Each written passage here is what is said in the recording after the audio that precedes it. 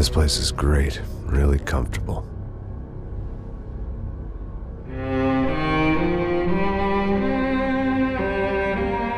I'm just gonna get settled in.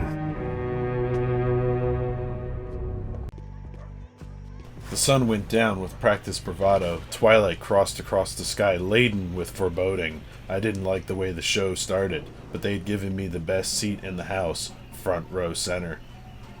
9 years later, a new developer, Rockstar Studios, which is a mix of like 8 different studios, all supporting the main one from all around the world. These bastards look different, tougher, more capable. They didn't look like Serrano's boys, but I could tell I was moving up the food chain. Is Max Payne still relevant? Remedy left that name on a shelf a very long time ago with the second release. Will Rockstar keep the grim, dark, depressing tone and story? Max Payne 3 will immediately be noticeable by just about anyone that it is a great looking game. Bright colors, great texture work, excellent art direction. However, the overall theme doesn't really fit a Max Payne game. Along the line, somewhere, Max flashes back to a memory in Hoboken. It's dark, cold, snowing, grim. It almost feels like Max Payne 1 or 2 is injected. This is the Max Payne I expected, more than anything, not some brightly colored atmosphere.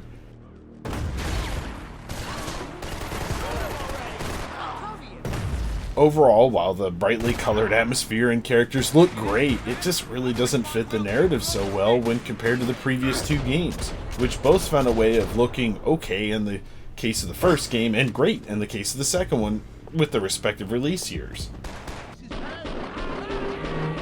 All the bullets in Max Payne 3 are fully 3D modeled, and you can actually see their bullet trails and their actual bullets flying through the air when you're in shoot dodge or bullet time. This even goes all the way down to the pellets from shotguns. All of this goes in tandem with the destructible environment. Glass breaking, papers flying everywhere during a hectic gunfight. It almost feels like a John Woo film.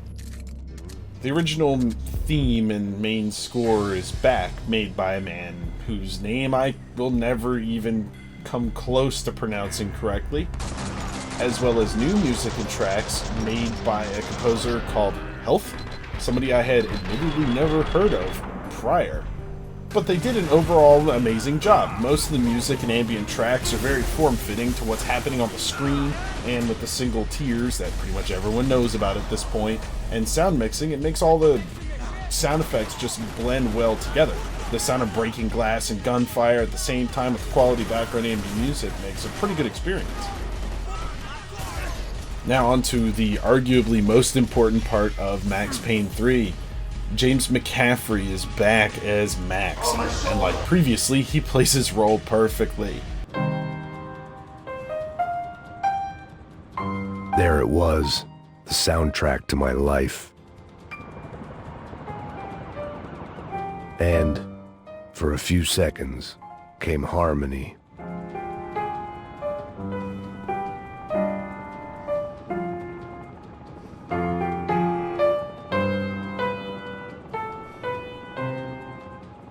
Finally. Overall, the quality of the dialogues in Max Payne 3 aren't as good as the first 2. However, this very well may be the rose-colored glasses talking. Max still has his inner monologues that the player hears as if he was talking out loud, giving you an idea of what Max thinks of the current situation, and overall the supporting voice actors for other characters did a great job as well. None of the actors sound out of place or even lower quality than Max himself, and you can tell that they use native voice actors for Brazilian Portuguese lines, seeing as they sound correct. They sound like they're relatively native speakers. This coupled with the fact that captions don't translate to English even when you turn them on and read out in the native language really does make you feel like you don't belong there. I feel like they did this on purpose, not translating the captions to give the player a little bit more immersion, because you're just like Max, you have no idea what these people are saying. Door stuck! Door stuck! Please! I beg you! My Beretta stirred nervously under my coat, but the train doors had already shut behind me. I was in for the ride.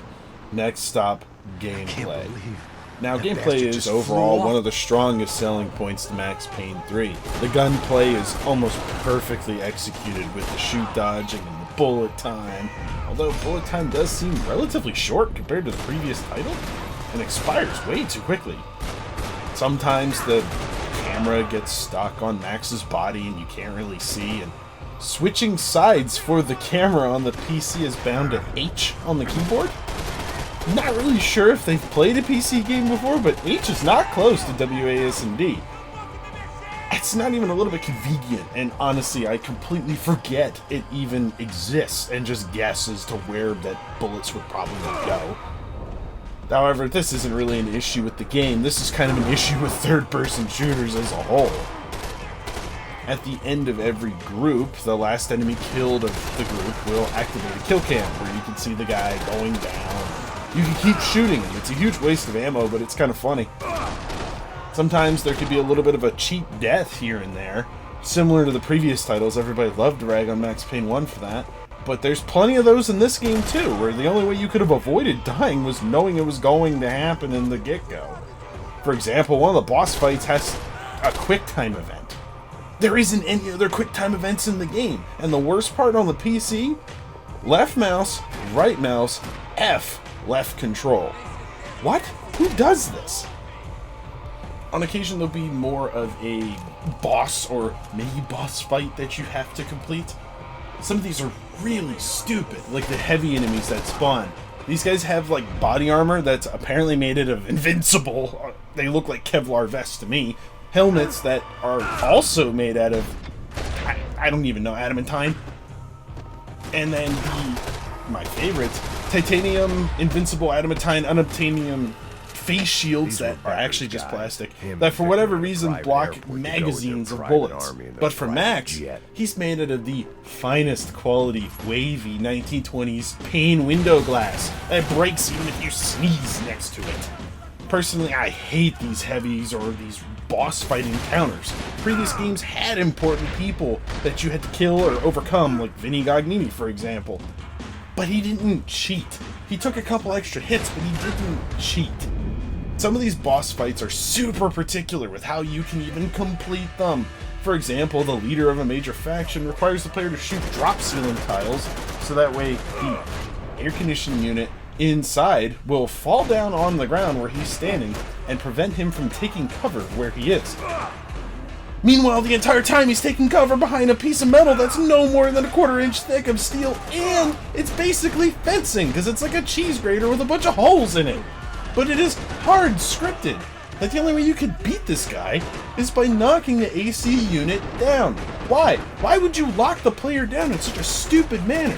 And in the entire time you're trying to do this, he is blind firing over the wall accurately at Max and is doing significant damage.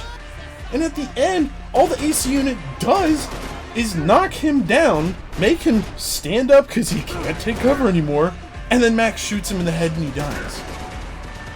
Anyone that has ever done any form of investigation could very clearly see that somebody needs to pull the developer aside and teach them a little bit about guns. Kevlar ain't stopping no 5.56, and Kevlar ain't gonna feel great either if it did stop it. When you're dying and you have a painkiller, you enter like a last stand. Basically, you have about 10 seconds to shoot whoever shot you. And if you kill them, you don't die. He does. Problem is, if you don't have any ammo in your gun or no clear line of sight to the enemy, you just basically take your hands off the keyboard, wait 10 seconds, and wait to die. Since you can't reload or move once you're in this mode. Now, this is all fine that you die and that it's whatever.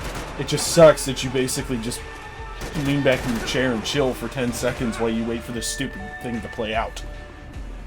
Now, one last thing for gameplay before we move on, and a huge complaint of mine amongst almost all games nowadays. Who the hell thought it was a great idea to cut quick saving from the game? Sure, you could quick save scum your way through a game or through something that's a little bit too difficult for you and maybe you cheese your way through, but what typically happens in a checkpoint game is you'll get stuck. It's going to happen to you eventually, and you'll just do the same level over and over and over and over and over, and eventually you'll just quit, or Max Payne pulls you aside and goes, "Whoa there, bud. Having a hard time there, bud? I got you there, bud." And it gives you a magazine and a painkiller. No, I don't want it. That's like an insult. Oh, you suck? You suck, bud? Here's your painkiller, bud. Have a good day there, bud. Smack on the back there, bud. Retarded. Why would they even think that's a great idea? Just give me quick saving, because it sucks when you're just... There's only one guy left. You don't know he's even there. And you're like, "Oh, I'm done." And then out of nowhere, he just walks around the corner and just waxes you with a 12 gauge. And you're like, "Oh, okay, well, you know, if I got shot point blank with a 12 gauge, I would die." But that sucks, because I could have quick saved.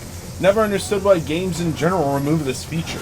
Sure, it can be a little bit of a crutch, like I said. But anytime I go back to an older game, I'm like, man, this is great. Checkpoints suck.